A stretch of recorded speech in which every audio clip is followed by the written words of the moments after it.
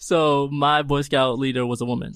Person that put me on to the gardening, who runs the garden, is also a woman, a black woman. My mom, single parent, holding it down off the strength, just all her life, you know. I've always been just very grateful for the women in my life to help me to get to where I'm at, because it's not just me. It's not just like, you know, I have a lot of energy and ambition and things that I want to get done, but people are putting me on a lot of times is women who are like, yo, peep this, do this. This is how you do it. Yeah, you should model, right? Yeah, yeah, exactly.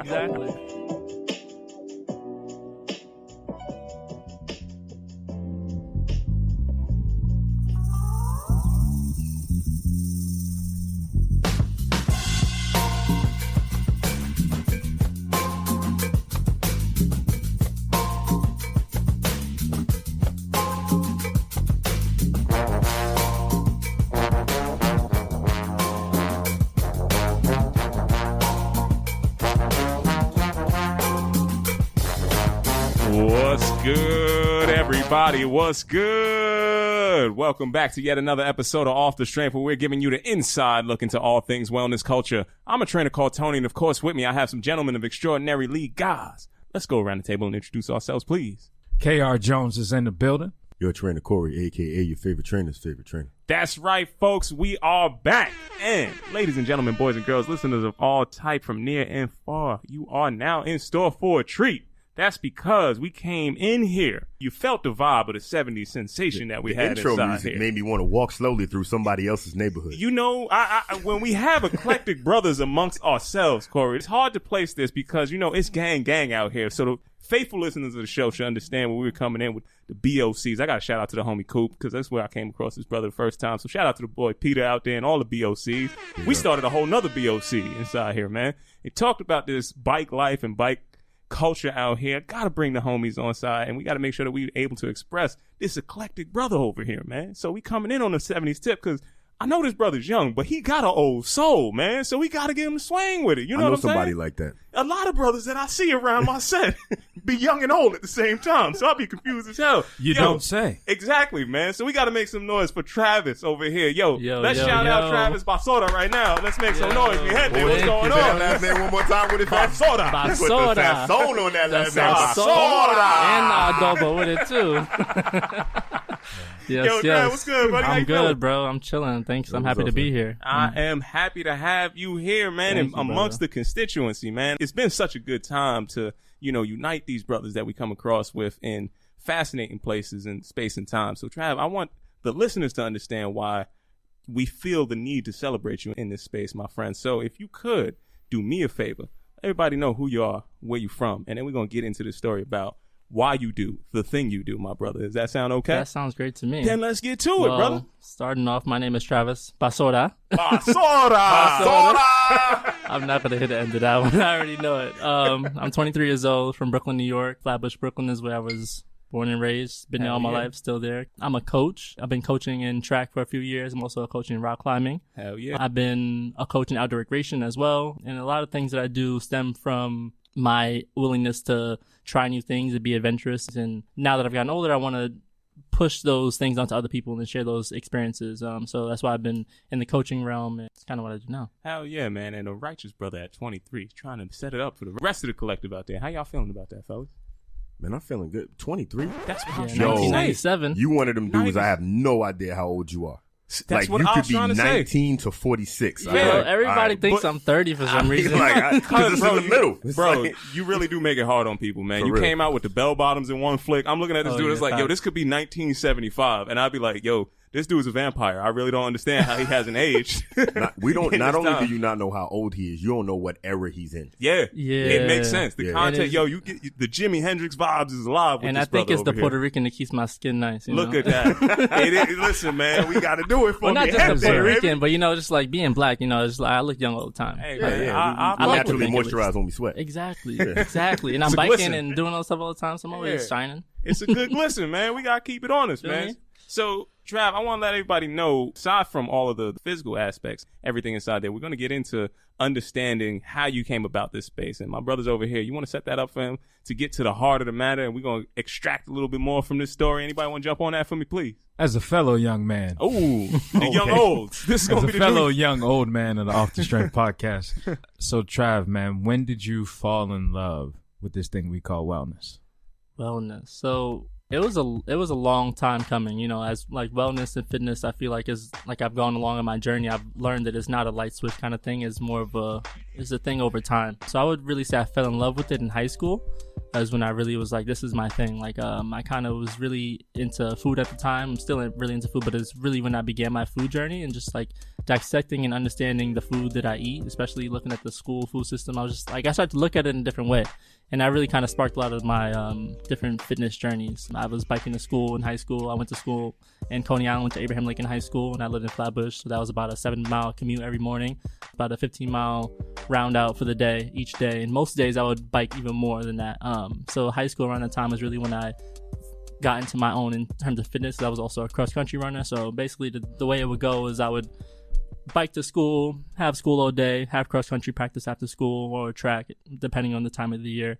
And then I would bike back home, and I kind of was like, this is my life at one day. You know, it wasn't the common thing to do.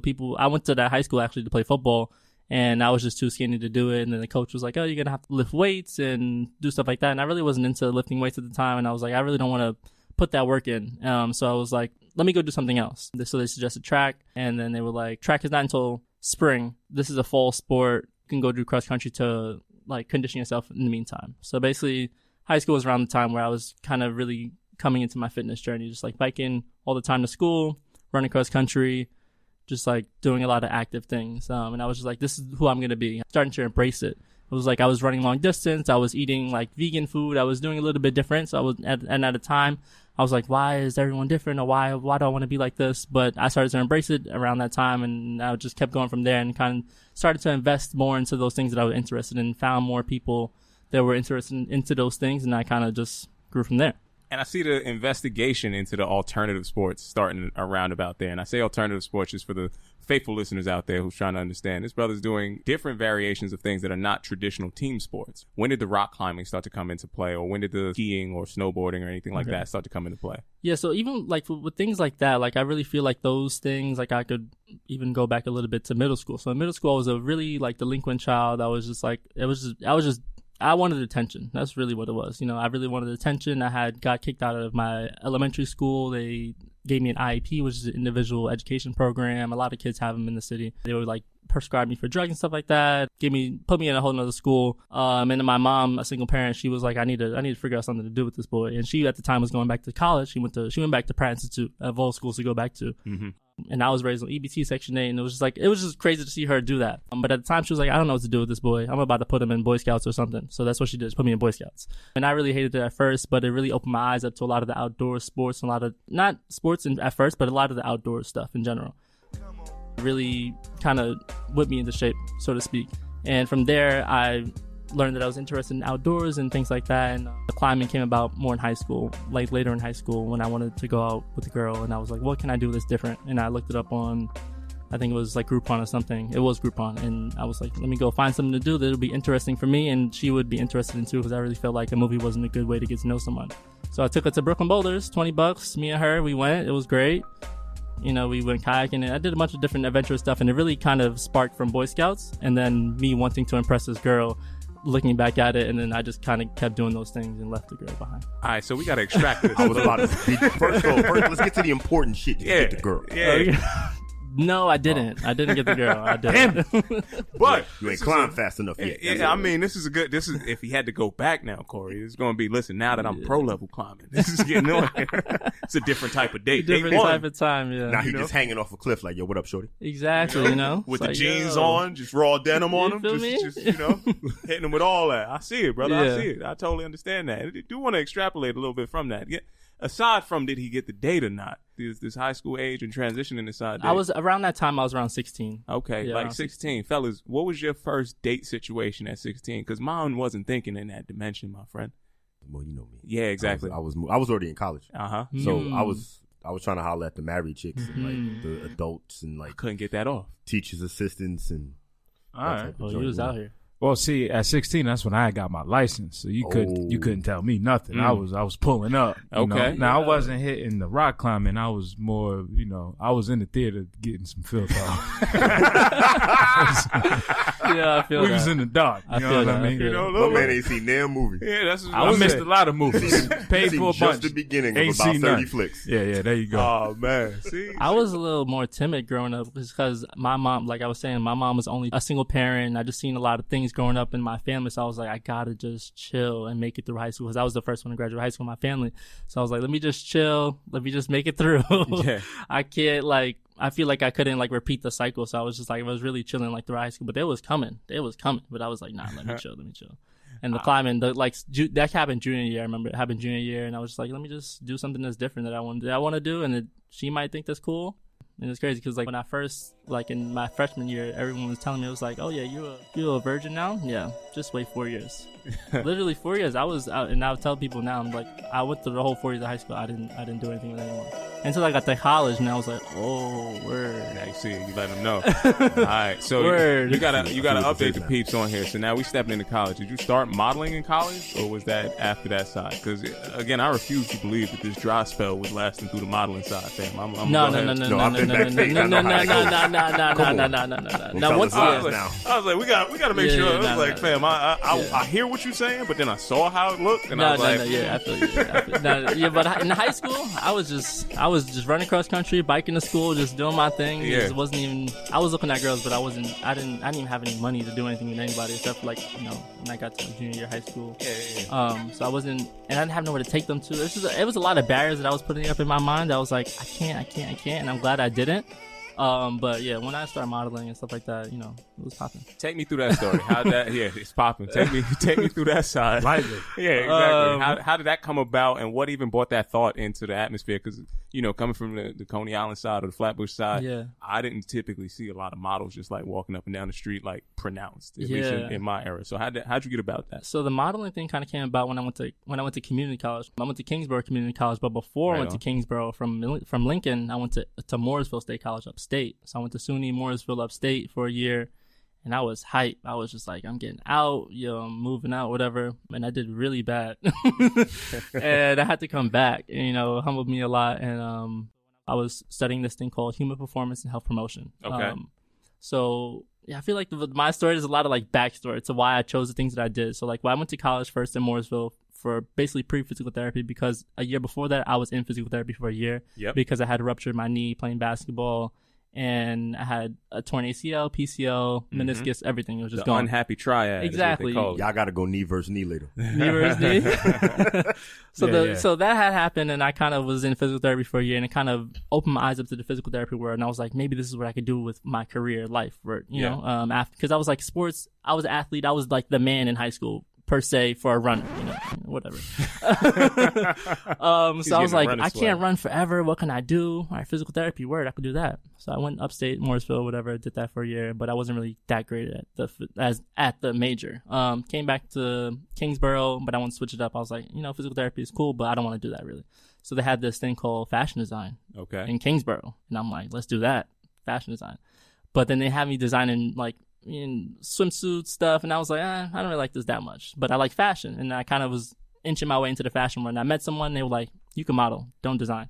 It's like, stop right now. Yeah, stop this right now. This is where the money is. Get in this side. Yeah, do that. So I just started modeling on Instagram really, and then a few people saw me here and there, and then I just got more and more bigger shoots. And then one of my friends was like, you want to come to this Spike Lee casting call for Black Klansman? And I'm like, nah, I'm not doing that.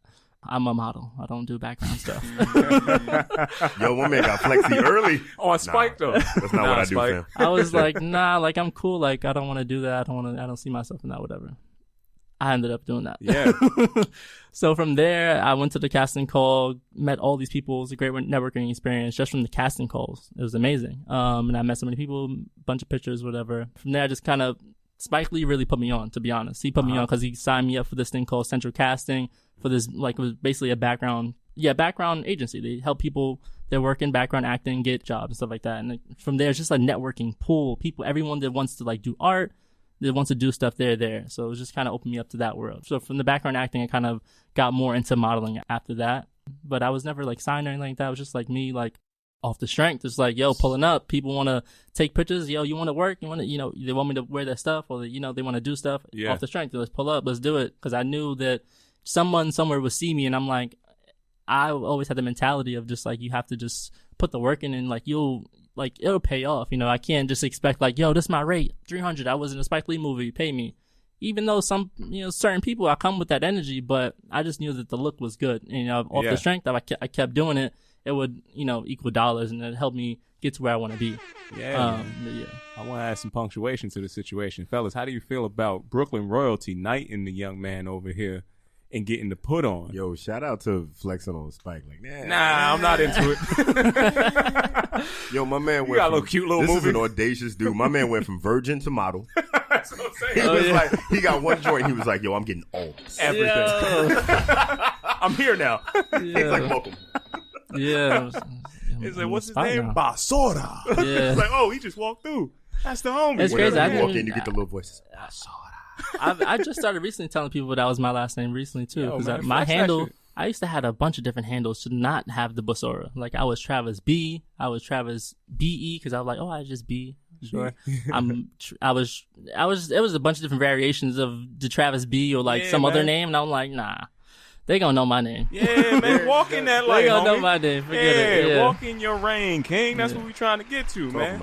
Yeah. Hell yeah, Especially brother. when you get blessed with a name like Basora. Right? Yeah, you got it's gonna be all in there. I ain't gonna let that go, huh? This all day. Yeah. We in this. Yeah. We here now. Yeah, we here now. This is what it's gonna be. When We gonna turn that into new slang. It's like, what you got? Yo, I got that Basora. Got that Basora. He coming in there, yo, that shit's fuego, baby. That's what we going for. I say fuego. Exactly. We gotta make it work. And man. a lot of some people know the basura, that's not the way we giving it up. That's not the way. And that's not what we giving and up. I kind of was always, I got that joke a lot growing up. And I was like, damn, they're gonna know. They gonna that's know my the last name now. You gonna know the flex. I'm like, you could call me Travis Basora, or if you want to mix it up, fine. But that's not what we're doing. Just so you know. Giving them that billboard status, man. It was like, oh, was you in Spike's thing? I don't think so. Get my name right. Yo, talk to me when you told Spike no. Yeah, exactly. When you had that turned down. So I appreciate that aspect of the story, brother. And I see you're talking about it like it sounds like maybe 30 years ago, but this is really like current and recent things. No, this was like 2 years ago that this Black Klansman happened. Yeah. Yeah. So all of this stuff is happening in that process. And now you getting this more, what I hear is like a worldly perspective. But you started off with taking inspiration from a lot of different places, right? There was always at least in the narrative of the story that you're shaping, here's where everybody else is, here's where I'm going, and here's the thing that resonates to me a little bit more.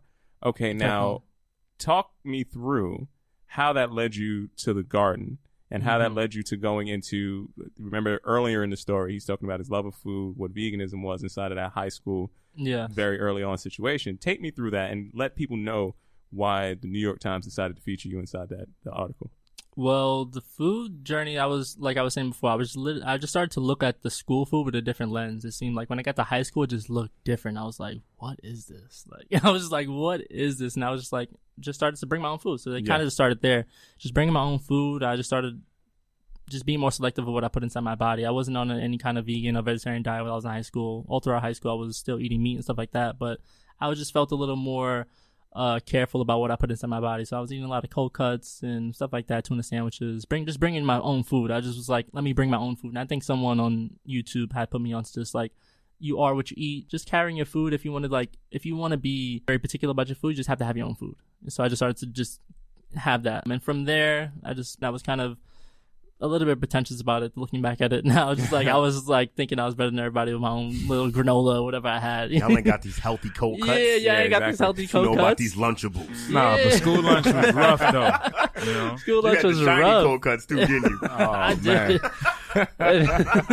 It was crazy too because I used to go to wet ass cold cuts. You don't want that. Nah, I had the Borset. I was real like. Okay, you I had was the good. You had the bougie. Stepped it up. I was like, I was the bougie one. I was like, I had Borset. And then I used to go to sleeping class too. And one of my teachers was like, what you have for lunch? And I was like, turkey. And he was like, yeah, I know you sleeping. And then he was like, and I was like, wow, how you know that? And he was like, yeah, son and turkey make you go to sleep, right? And I'm like, word. And then it kind of little like segments like that, people would drop on me about food, and I would just like really like research after that. I'd be like, what the hell is he talking about? So I found out about this property in Turkey, and especially processed turkey, that makes you tired. So I kind of eliminated that. And then from then, literally the teacher telling me that this is bad for me, or like he was like, this is why this is happening. It kind of clicked for me, like certain foods you put into your body, this will happen, you know, whatever. Basically, fast forward, I got to college and I'm continuing to run cross country, and I'm just getting a little bit heavy at the time because I'm eating dining hall food. I'm away from home. I have an abundance of food now, and I'm just like, this is lit. You know, I'm still with this high school mentality of just like cross country runner, you know, being the man in my mind. But I was getting a little fat, and I noticed. And so I was like, let me just stop doing this a little bit. So I cut out red meats at the time, and I just started an elimination diet. And I was going to an agricultural school. So Mooresville is an agricultural school, and they have the slaughterhouses and everything on campus. And then one day we went on a tour, and I saw everything. And I had seen these things before, just like on YouTube and stuff like that. And I'm like, word, that's crazy. But when I saw it, that's crazy. That's crazy. So I really saw it, and I was like, damn, this is really different. And then I just started to research more about it, and then I really went all the way elimination, just like stop eating anything that came from an animal. And at the time, I still didn't know what vegan and vegetarian was. I was just like, I was on elimination diet, no eggs, no nothing like that. But I was eating cheese, and I was being a flexitarian, really. I mean, then when I got back to the city, when I got kicked out of school, I was explaining to somebody what I was doing, and I stopped eating red meats and stopped eating chicken and stopped eating all this stuff. And they were like, you know, you're vegan, you're vegetarian, or whatever they tell me at the time. And I didn't know what that was. And I'm like, word, I'm vegetarian. And I looked it up, found it, and then I found a slew of restaurants. And I just started popping up at restaurants, and I started meeting people, and then they kind of put me onto the whole vegan, vegetarian life. And then I started to go to different events, and I just like, I'm vegan at one point. So college is really where it happened, where I was just like eating this continuous diet of like, I was just eating bad. And it was a dining hall food that was feeding everybody, and it was just like making me think, why am I eating this? So I started to pull it out, replace it with other things, and then I was vegan. Fast forwarding to the garden, someone puts me on to like growing your own food and stuff like that. And these are things that I've noticed and I've observed before, but it's someone's like actually showing me this time, or like someone's like, yo, you can actually do this yourself. And not that I didn't know these things, but like, you know these things, but you're not like, I don't know somebody that does it. So I kind of wanted that handheld at the time. Yeah. And I was just like, this is the real source. And I kind of started to understand that this is like, you could just grow your own food. And I joined that garden, the Tahuti Ma'a Garden, which is in Weeksville, Brooklyn, which is a historically black community. Ladies and gentlemen, my name is Brian Perkins, better known as Be Right There, and I have a time machine. And I'm going to take you back into time because you see, the only way to know what's going on out here is for me to take you there. So buckle up because we're going on a little trip. Next stop, New York, 1800s. Well, here we are. That was fast, right? This little town we're in right now is called Weeksville, founded in 1838 by James Weeks, an African-American dock worker from Virginia, just 11 years after the final abolition of slavery in New York State. Today, you might know Weeksville by another name, Crown Heights. Now, ain't that something? Well, that's it, folks. Guess I better get you all back to 2020. Thanks for taking this little trip with me. Bryant Perkins, Be Right There. Just trying to take you there so you can know what's going on out here. Let's stretch that out a little bit. So, give me the name one more time. Tahuti Ma'at. Tahuti Ma'at. Yeah, Tahuti Ma'at, which is the expression of truth, but I know it's a kinetic term. Tahuti and Ma'at, and they put it together. The two founders of the organization. Okay. And I've joined that like 4 years ago. Just working there, just like when I joined on, they was just getting it off the ground, just trying to get their footing in the community. They just got access from the city to run this community garden, and they wanted to get it going and have a garden that people can come and access organic food for the people. And that's exactly what the organization is called that they run. So Tahuti Ma'at is the overseeing umbrella, but there's different like layers underneath. Oh, you're back. Let me guess. You want to go on another trip through time.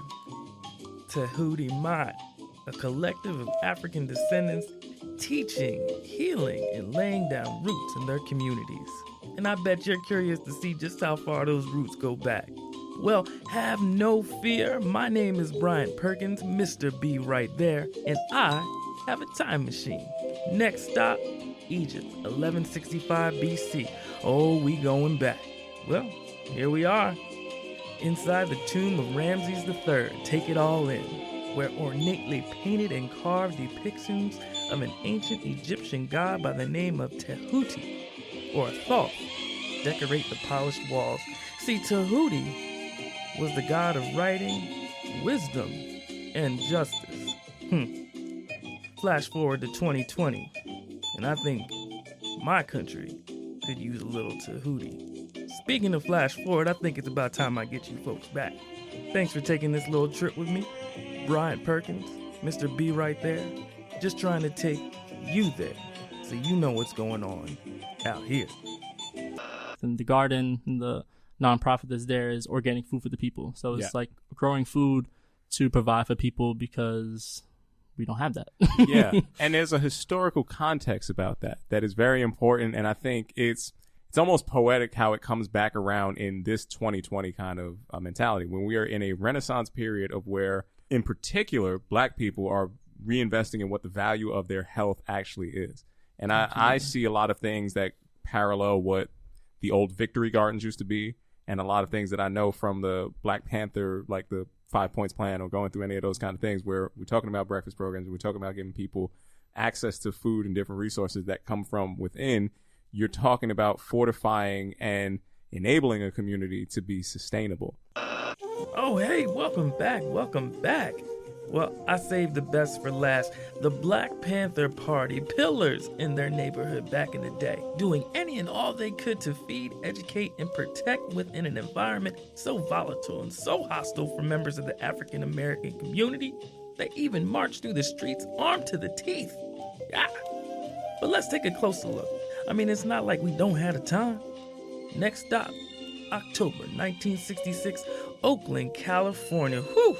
That was a bumpy ride, folks. Sorry, it's the 60s. What can I say? This was a tough time. Anyway, here we are. Take a good look, folks. 1960s Oakland. Let that sink in. That's Bobby Seale and Huey P. Newton, the founders of the Black Panther Party for Self-Defense. That was its original name. Marching down the street with shotguns in hand, along with about 20 other members, both male and female. You know, the party was active in the United States from 1966 to 1982. They created a free breakfast program for children, and that program they stretched across the entire United States and even extended that program to people afflicted with all manner of illnesses who could not provide nutrition for themselves. Now, I'm not saying I'm perfect or they're perfect, but how far would you need to be pushed in 2020 in order for you to stand up and make a similar or greater change in your own community? Think on that. Well, I get us the heck out of here for something pops off. Absolutely. Especially in a time when your supply chain can get cut off. What are you going to do to feed yourself? What are you going to do to feed the people that are around you and where you come from? So that I definitely want to go through that. That was literally what I was telling them in the New York Times article. It's like, if all these stores close, that's going to be a problem. And that's the way they control people. We're literally in a war, if people want to acknowledge it or not. And food is one of the main ways that people are controlled, and the way that people are, I believe, and that I've noticed and that I've researched. And just like the food that we're systemically eating that we think is, soul food, this and that, whatever, those are foods that are killing us at a crazier rate than the cops are. We're dying from heart disease, cholesterol. The top 10 ways to die are all food related, and we're all eating all those foods. And it's like, why are we doing that?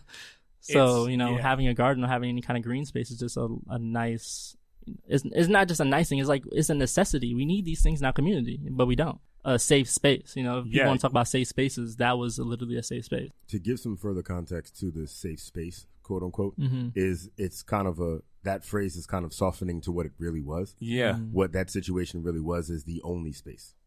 So it's essentially a situation where if you're Black, no one will sell you food, no one will sell you land, no one will sell you anything, nor were you allowed to go any places. So we had to go to these places. We had to centralize and create our own communities because otherwise people would kill us. So safe space is kind of the terminology that takes away the depth of what that really meant for us. What it really was the only safe place. Facts. I feel that. I mean, I'm familiar with Weeksville, and it's kind of funny and off topic, but I was looking at the map on my phone, and granted I live in Bed-Stuy, and I was like, oh, what's this? I was like, oh, I know what that is. I didn't know that's what that was called. So I understand it. I mean, and living in that area for so long, I see the importance of the garden. And, like you said before, with you know, the thing that really got me in undergrad and college was when the professors were like, you know, high blood pressure is, you know, what was the term they would use? A trait. It was passed on by you have just saying like you're predestined to have this thing. Genetically predisposed. Genetically predisposed. Couldn't get that out. Thank you, brother. A genetic predisposition to heart disease. Because you're black. And it's like that's not necessarily the truth. The truth was that you continue to eat these soul food that your grandparents made, and then your mother made it, and now you make it, and it's like that recipe or the ingredients you're using is not going to help you, and it's passed down generations. Because there's feelings involved in that, right? Yeah. There is emotion involved in that. If I go home and tell my mom, like, yo, Mom, I'm vegan now, I can't eat Thanksgiving this year, like, that's a real thing where it's like, now I'm shunned from the family because y'all only want to eat this way. You're not making collard greens with no pork in it. Exactly right. You know, so that's the huge problem, and like that turn that we gotta make is like, all right, we need to find other options, more sustainable options. Yeah, and I think it stems from the fact that a lot of people put culture into what we put onto our plates. So if you look as if you want to evolve past what's literally on that plate, you could look like from the outside looking in, that you want to evolve past your culture, that you want to evolve past your ancestry, your history. And it's like, no. I want to put it in the proper context. Yeah. Because before we got this, before we were given scraps and before we were given all the rest of the stuff, we didn't eat like that. There was much more of a multitude of different things that weren't just based off of the fact that I was in a position of insubordination. Yeah. So when I had to make this food taste good, we had to put a bunch of crazy stuff in here to sustain yourselves, to stretch it out, to make it work all the way through. So I definitely, it resonates the importance of that and the level of gravity that's coming in with, we're harming ourselves too. And we have to take some agency inside those conversations, but they are layered and they are complicated. What's some of the reaction that you initially got when you started this journey, and when you started to actually do the work and tilling the fields and talking about like, okay, this is going to be in service of people of the community? What were people saying to you? Well, at the time when I got into the garden, it was kind of like people kind of, I guess they expected it from me. I didn't get a lot of like, that's weird. I mean, everything that I do to a lot of people is weird. So it's like, I wasn't any weird stuff. I didn't really hear that, but everything else, people were just like, yo, that's cool. Like word, like I like that and all this stuff. But they wouldn't come, I would be like, yeah, like I'm doing this garden stuff, like food and, we're helping people and all this stuff. And I would mention it and I would post it and I would tell everybody. Nobody would come. But it was good. It was a good reception, but I just feel like a lot of people just like, they like it. And like, yo, that's cool that you're doing that, but I'm going to go do what I'm going to do over here. I'm gonna go get this fried chicken from Crown real quick. I'm in Crowns. I'm in the front. Yo, enjoy them sweet potatoes. You want a fish sandwich? Which is understandable because that's the options that's around. But I mean, I feel like long-term things that I want to create is like restaurants and businesses that provide options for better options, literally better options at a better price for people who like me who can't necessarily afford those options if I wanted to. I now know how to make a way and know how to navigate these spaces, and I can, I know how to feed myself. I know how to like get what I need. But there's a lot of people, especially in my neighborhood, who see me ride out with my bike every day or hear me talk about certain things. They're like, I can't do that, and I want to make it easier for them, but it's just a little bit difficult. But with the garden, it was good reception, but just people don't necessarily want to put the work in. Like they'll come, and I'm like, all right, yo, we could chill, but let's let's do some 30 minutes. Clean the fence lines, do whatever. Just I'll give them a little minuscule task, and it's just like pulling teeth or something. I don't know. Just put in the work, and I feel like just it needs to happen. I don't know how like people could just pull up to the garden, but that's not doing anything. I'm doing this garden, and you coming and just looking at me, it's not gonna help anybody. Don't feed the community. Don't feed the community. Like the way you pull that weed, fam. Yeah, exactly. It's like, bro, like it's not a double tap situation. Four hands can get these weeds out faster. Get to it. Get to it. I think a lot of it has to do with that, especially black people in general, we just aren't used to that nature. Like especially when we grow up in the city, or in New York, in Brooklyn, and Long Island, y'all had nature out there. You know what I'm saying? Not the same. But you had grass. We had a couple trees. Like your green grass was green. Yeah. My backyard was straight cement, fam. Like we didn't have none of that. We had very small parks in between the houses. Yeah. That's pretty much what it's like. I feel like with that, like, people don't like to get dirty. No, you know that's what a I'm fact. saying? People are very, pretentious about their clothes. Like, nah, man, these shoes, I can't match these shoes or these jeans up and things like that. And it takes a lot for people to get dirty on purpose, Facts. So it has to be a real intention for it, I think one other aspect of it is a cultural thing that we've been taught that helps keep us penned in. The idea that if you don't do things that aren't black shit, Yeah. like if you stop that, we don't do that. That's not black So shit. limiting though. So then it's limiting. So then you don't experience things. So then when it comes down to certain circumstances, we have zero tools when it, like, say for instance, we had to survive in the woods right now. Literally, like, actually. Like, I'm gonna be with I'm gonna Trav. be He gonna be good. climbing. He gonna be I'm gonna planting. be I'm chilling. following my guy. Hey, don't climb that fast. Yo, slow down on the climb, fam. This girl's back here. Slow down. Yeah, exactly. I used to say that to him. People used to try to make fun of me for being a Boy Scout in middle school. I'd be like, yo, we go in the woods, I'm gonna be good, bro. Yeah. I'm gonna be good. Like, I'm gonna survive. You ain't. Yo, Exactly. facts, I've been buying books and reading up, and I'm like, yo, I'm gonna go on a camping trip one of these days, but I gotta go with only people that I know don't want me to come back. You know what I'm saying? You know how some people invite you camping, you're not Yeah. sure if they want you to come back? for real? Nah, but see, even that, like, the way you even said it was like, I'm gonna go camping one of these days. It's just like, nah, just go camping. It doesn't have to be a big hoopla extravaganza. Just like grab a tent, let's go. I hear you, but see, that's not. I hear what you're saying, fam, but I'm gonna get some things first. Nah, I feel you. Yeah, man. And I feel like what you were saying also about like having the willingness to get dirty. I feel like that's where the Boy Scouts really got my feet wet in that early. But it's so Yeah. sad because I feel like, well, I know like the Boy Scout troop that I was a part of is no longer anymore. So those resources, those things aren't there. So a lot of things that I took advantage of growing up, my mom she was a single mother from Brooklyn, so she was getting it from me. She was like, I'm a single parent. She was getting all type of scholarships here and there. And I kind of had that mentality just growing up. I was like, there's money out here for us to get. Let's go get it. Or whatever. But just getting dirty, I feel like the Boy Scouts really kind of put me into that. It was like, and I've had that duality all my life. Just like get dirty, clean off, put some fresh stuff on. Yeah, man. I remember in college I was in Iowa, and a lot of farmland, so I saw like the slaughterhouses and all that junk firsthand. And I remember that's a little different because I didn't see any of like the really heavily commercial stuff. I saw the very small farmish work, and I was still like, yo, this is hard. Yes. Like I had a whole different level of respect for like the whole agricultural side of food that you don't really think about. Like you got a zucchini, you don't think about who had to do this work Facts. to get this zucchini to you. And it's really interesting because when people have these different ideas about certain types of food not affecting people, or like, oh, if I eat vegetables, then I don't have to worry about like all the negative side effects of cattle, but then you don't think about the labor involved in getting that vegetable to you. And or all the wax resources. and all the pesticides Yeah. that's on the vegetable. And all the essentially indentured servants who are working for wild low money. So when you're sourcing food from people who are from your neighborhood making food for themselves, no one is oppressed in that Exactly. process. That's literally fair trade. That's actually fair trade, not a actually fair stamp. Just like you don't really know what's going on behind that stamp. And There's a lot of money behind that stamp. Yeah, I know. Yeah, exactly.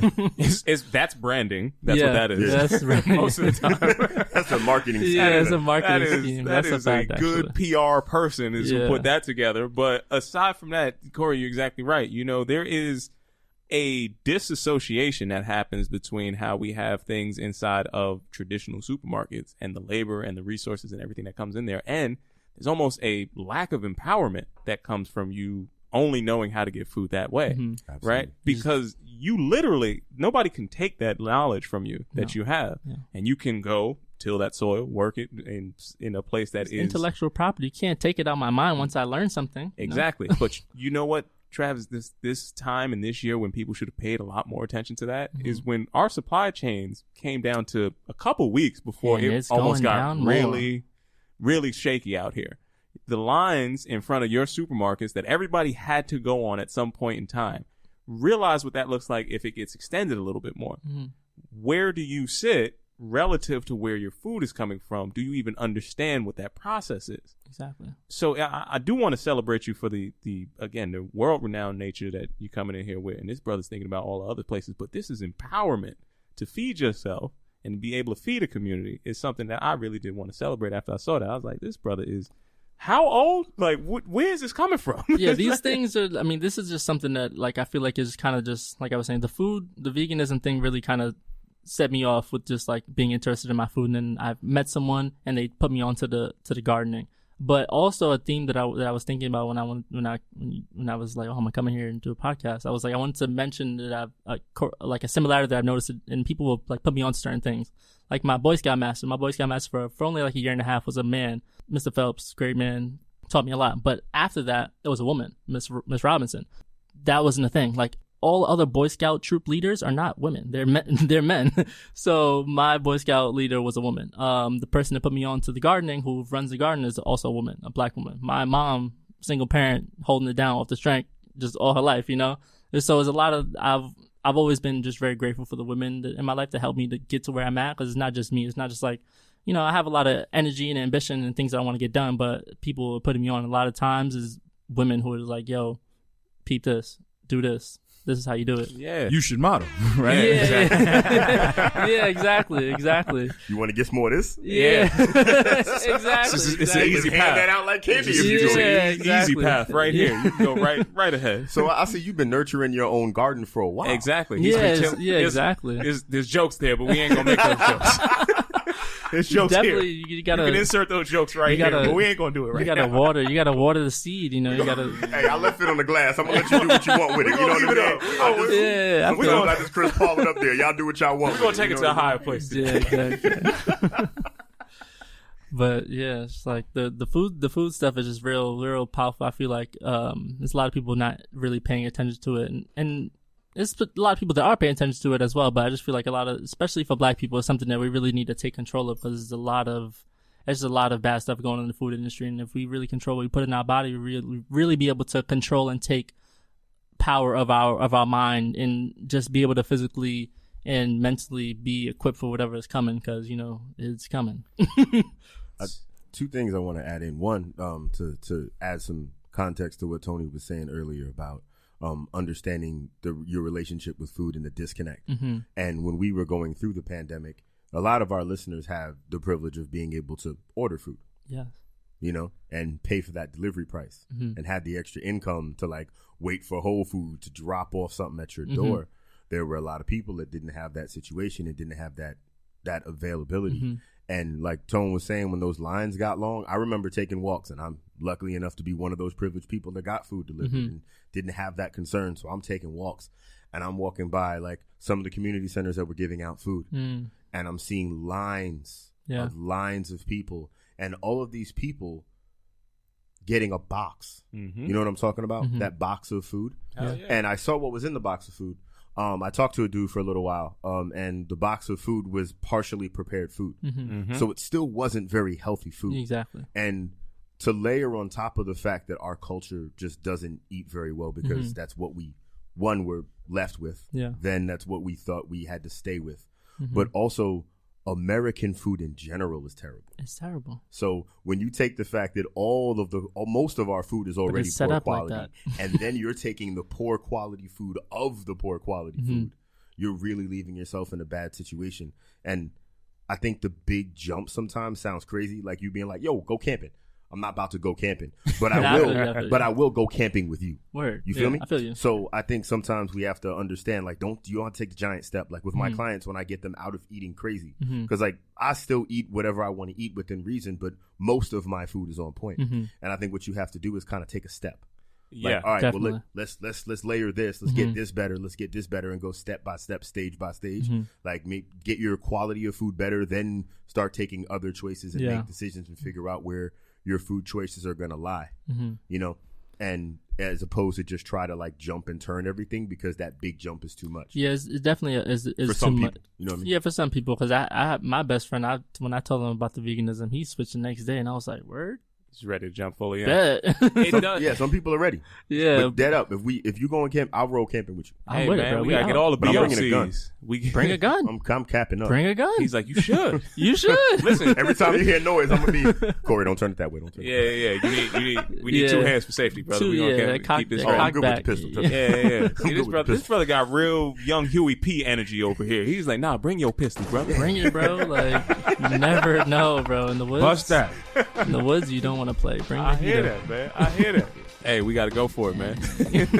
Survival of the fittest. Survival of the fittest. That's what we're here for, man. And just to get back into that survival energy and to come back into where Corey's believing it. You know, in a time where we're talking about the vast majority of people consuming this Franken food, quite frankly. Exactly. It's the industrial complex that made and produced all of these things that are shelf-stable for disproportionate amounts of time.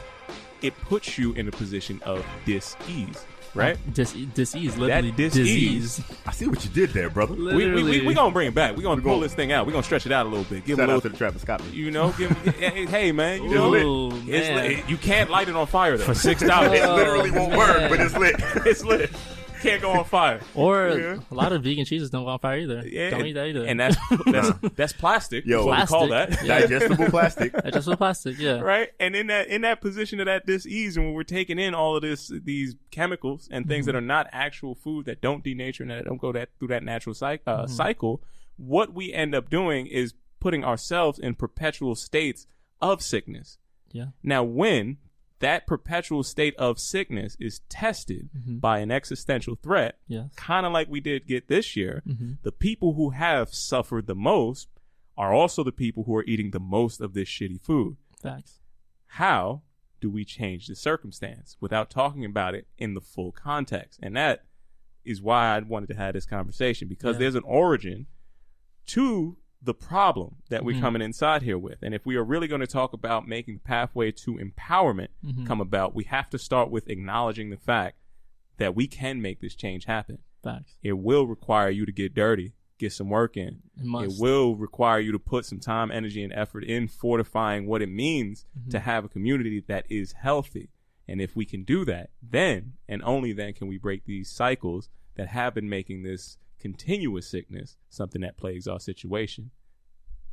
Facts. That's what I created a little food page like during the quarantine, and I titled it "They're Trying to Kill Us," like jokingly, but like it's not a joke.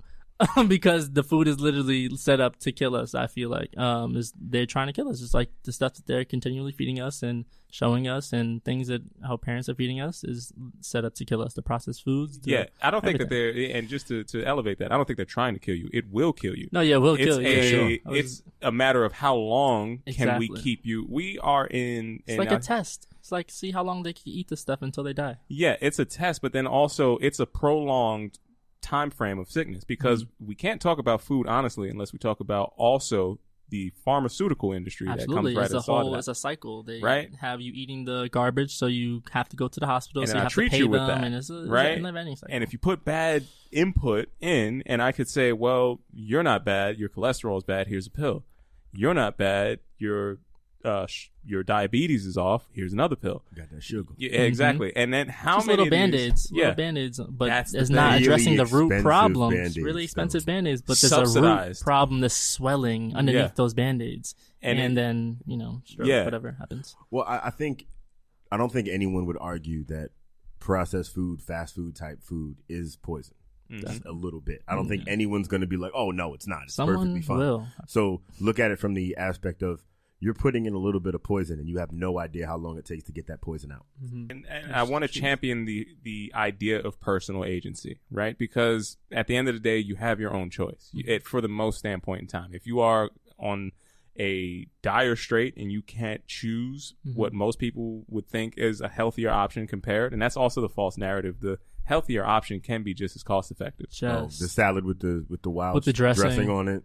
That has like 900 ingredients. Yeah. That's McDonald's cheese melted. It's just plastic. Yeah. We're going to put this extra plastic blue on cheese dressing. Yeah. With the lumps. Yeah. That ain't cheese, fam. That ain't cheese, bro. Cheese that don't spoil. Yeah. We can make it cost effective to be healthy, though. You know, it doesn't have to be something that is a product of opulence to have good food for you, to have organic food for you, to have something there. And again, Trav, I just want to celebrate the fact that you're putting that time, energy, and effort into bringing this about. And I see the foresight. I see the vision. I got to ask you, brother, what does success in your vision and your mission mean at your age right now? Where do you see that coming into play?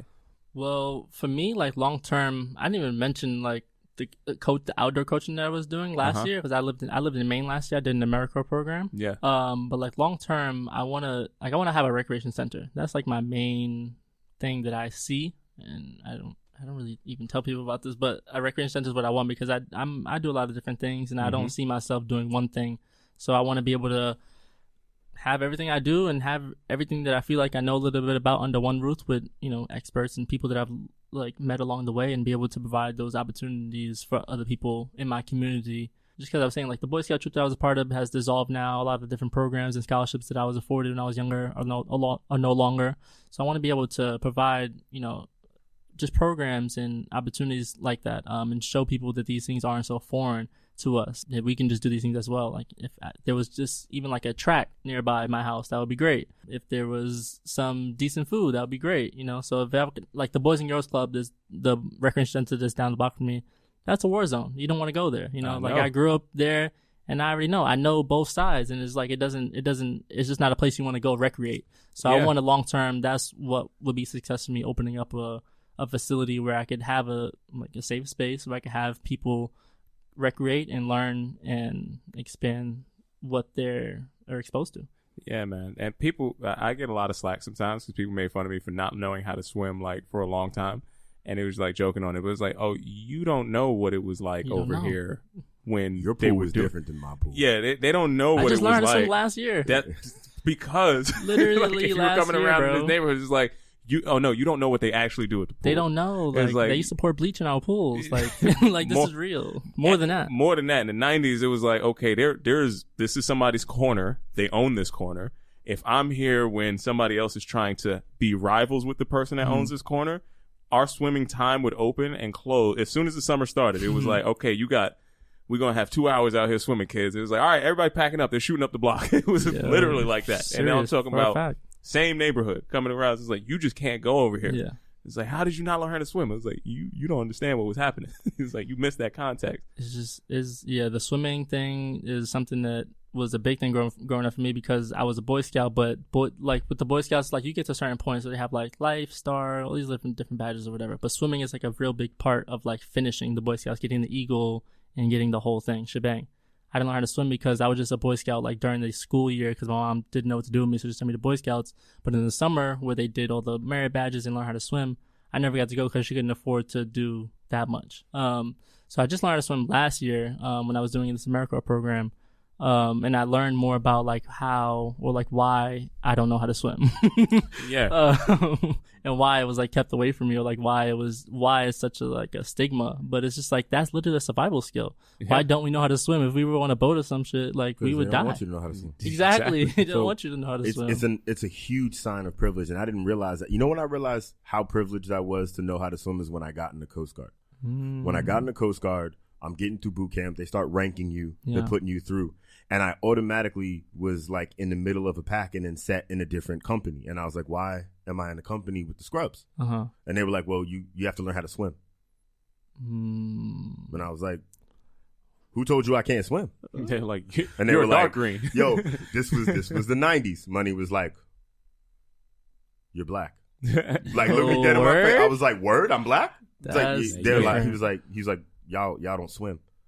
I was like, thank you for letting me know, fam, but I can swim. You're genetically predisposed. They made me prove I could swim. They made me jump off a boat and swim back to the dock in Coast Guard boot camp. That's nuts. To prove that I could swim. But we were doing swimming as a company, but they automatically put me with the crew of people who can't swim. So this person had to have seen you swim already? Correct.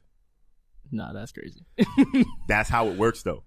How it works is, we can automatically push, because what would have happened is, if I was in that company, I wouldn't have then been able to be higher ranked. I wouldn't have had an opportunity to be an officer or go to OCS. It just stifles you. I wouldn't have had a chance to get a different billet, and I would have been stuck in the bottom of a boat. So right there was a chance to take an opportunity away because, you must not know how to swim. Yeah. Yeah, and you're missing. Do you know how to swim when you was a kid? Actually, I did. Fortunately, my grandmother took me to the YMCA on the other side of town with the white folk. So I went and learned when I was younger, but that's definitely not something like my friends' peers grew up knowing how to do. So I grew up with the white folk. He had to go to the white folks just to learn how to swim. Y'all didn't learn how to swim because y'all didn't go over by the white folks. So look at it like that. This one simple thing that doesn't seem like a big deal, but it keeps you landlocked. It does. It keeps you from going to different places. That's why you only see us on vacation in certain spots. Yeah. That's why when the water get deep, we ain't out there, because there's just a lot of things that we don't believe is our opportunity, or the opportunity was never presented, whether we want or we to don't or think not. that we belong there, or it's just some weird limiting thing. It's like, no, we belong there. We're better than everybody at everything. We need to go in the water. It's so deeply rooted in our psyche that we're not supposed to do certain things, that I've had black people make fun of me for knowing how to swim. No, definitely, yeah. Like, that's you know how to swim, just you know that white backwards. It's like, Dude, look at you with the front stroke. What are you doing? Folks that'll be at a pool party and on the outside of the pool, dry. Yeah. Dry. Dry ain't at a nobody pool in party. the pool. They ain't messing but that it's hair a pool up. party. You That know is they the, ain't messing that hair up. safest place in the world at a black pool party is the middle of the pool. Yeah. Ain't nobody We there. didn't even get into the hair conversation. Yeah. You know what I'm saying? But Complexities. We do have all the complexities of sea levels is represented on this side. we 4C over there with him. How many? I don't even know how many C's are there. I don't know. I'm gonna go to Curl Fest this year. though. I Yo. bet you I will. It ain't no curl fest. Ain't this no year. Curl Fest. You know, next year. Zoom Curl Fest? Whenever. Zoom Fest. Tone got a totally different thing. I'm gonna put you on to Exactly. it later. Oh, It's okay. off the strength after dark. Oh, okay. After dark. I'm gonna figure it out. You gotta Urgent. subscribe to the Listen, OnlyFans. I'll Tony be like, the Pooh. it's me. It's my man. He came through. He told Spike, "No, listen, we getting his curls off. We having this happen." Nah, when I wash it do be getting curly. See, But I be dry a lot of the times. we gonna set him up. We gonna set it up to serve. Moisturize a little bit. Yeah, I know. I didn't know this was recorded. Hey man, I love this. I love how you represent it, brother. I gotta shout Yeah, out, I mean, shout this man out. He's you giving know, you all of the this herbal is essences as right real now. as it This is how gets. you know you with your people, because they'll be like, "Yo, I love you, bro, but yo, you need to moisturize your shit." Bro. Yeah. Some natural juices and This berries, is baby. That's natural. all we coming I back. got the with. helmet here, bro. See, it's keeping it safe. That's Now what you know we why I doing. don't ride bikes. I don't want to mess up my joint. We got to talk about bikes and black people's hair, though. I really want a black person's Helmet? afro. Yeah. Like a afro helmet. Yeah, but I think about it a lot, and I really want that. But I'm like, how is that? How would we make how this would we happen? do that, and how would it actually be safe? I think about that a lot since I've been biking. You know, just like because putting a helmet on this head, it's like I don't really know if I'm keeping myself safe. It's a little loose. It's a right? lot It's a of little space. loose. Yeah, There's it's a a lot little of loose. space. Yeah, it's a little loose. We got to solve these It would problems. have to be like some kind of wide halo type garment, kind of like a Yeah. phone case. You know, the phone cases that leave your screen safe, but they're around the edges. So if your Really? phone drops, like, you know, it's a lot of rubber on the outside. Oh, word. So if Yeah, your phone yeah, drops, yeah, it's yeah. the same thing. It would have to be like a big, wide, Like a 360 headband. visor Yeah. joint. So if your head bang, it just hit the visor and your head can't hit. We might have had something. Yo, This might be off the that's strength. something original. We might I have would Either that or a actually- doggy cone. You're gonna be Yeah. you can't make a lot of turns with that doggy one. cone. be out there with You the can't stick. look back with You that know, one. And you know it's got to have speakers in it. Can't have that. We can't have that. No, it's just we don't have no helmets though. Yeah. Like even any kind of outdoor sports I do, climbing, biking. On the outdoor sports tip, what's like your favorite one? Like out of climbing, out of biking, out of running, out of all the things you do. What's my favorite? I would say my favorite is biking for sure. My favorite is biking because I could just go on my own, and it's just a me thing. It's just I don't have to worry about having a belayer or having someone else do it with me. I don't have to worry about a climbing facility. I also can climb by myself, but my favorite was biking. Cause just I like to be by myself. My only child is kind of a thing I do. You street bike, mountain bike. I like to road cycle. So like road long distances, like 100-milers, 50-milers, stuff like that is what more is fun for me. I do some mountain biking, but I haven't done any recently at all. There's not a lot of places I know of, and I don't have a mountain bike.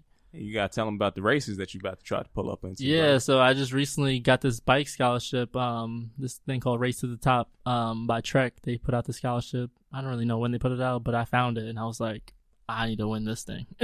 So I wrote, my little story, and I did a few rides out with these guys, and they were like, yo, you're pretty good. Now I'm just riding a touring bike, and I'm keeping up with these guys on these expensive like road bikes. Long story short, I won the scholarship, and I'm going to get a new bike this week. Shout out to that.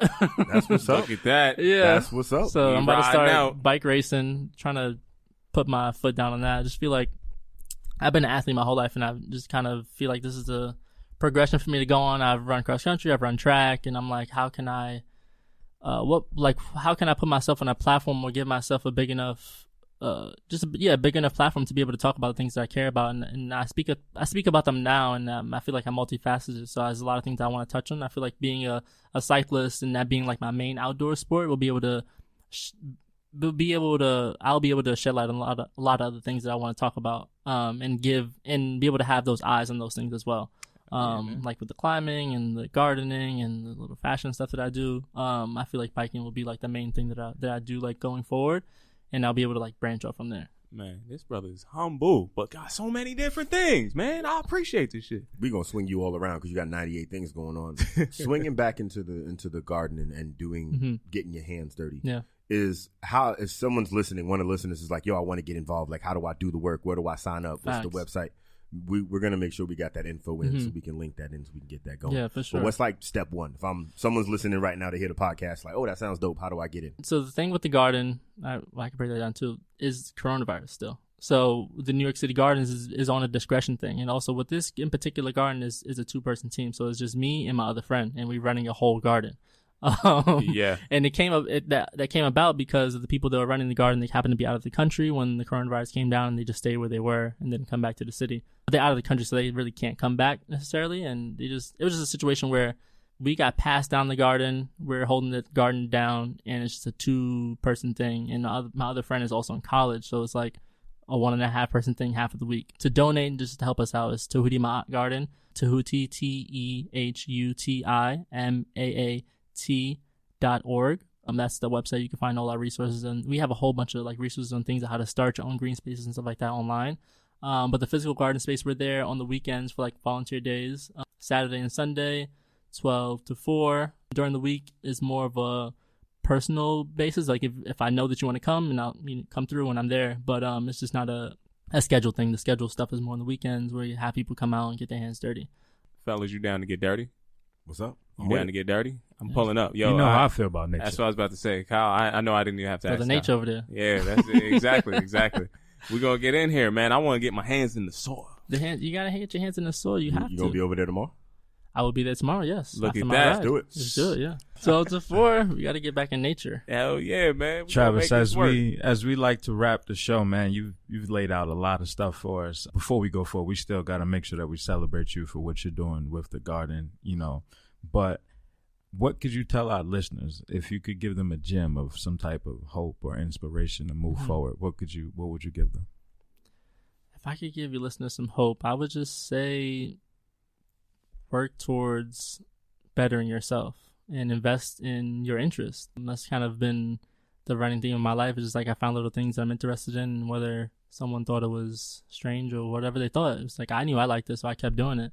I kept investing into it, and it returned. Like I invested into my outdoors. I ended up being outdoor coach in Maine. I got a job through that. There's a lot of things, but I would just say invest into yourself, and it will pay off. Invest in yourself, and it will pay off, man. Yo, Travis, no bullshit, man. You are inspiration, brother. I know you on the young side, but yo, as older people need to get that knowledge out and get that same reflection, yo, you inspire me, bro. On some real shit. And I've got to make sure that now that we know that this brother's in the fold, we got to see this man to this success over here, fellas. We got to make sure that this guy gets his complex one day that's going to have all kind of craziness around here. We're going to make sure that this works out. It's going to be lit, bro. I'm telling you, off the strength. We're going to get it. Come out here and play football with a baby goat. Hell yeah, man. Yeah, he's like, what? Yeah, he's a ram right here. He's going to give you a little bit of headbutt. Yo, that'd be a good track to play in the back. I'm a ram. Yeah, oh, man. Yo. Thank you so much, brother, for coming through and sharing this with us. I know I'm going to see you out there on the road. I know we're going to get this hands in the soil situation actually starting to happen.